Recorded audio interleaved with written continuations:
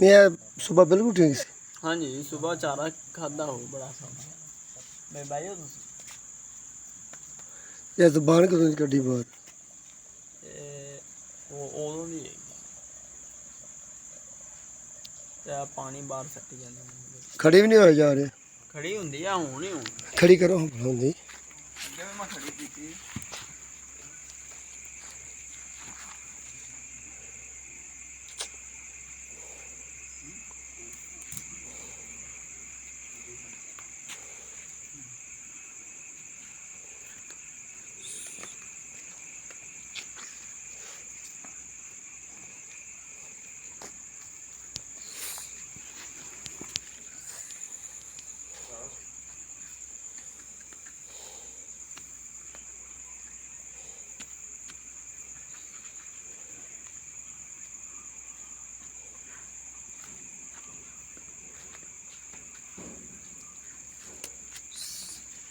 ਮੇਰੇ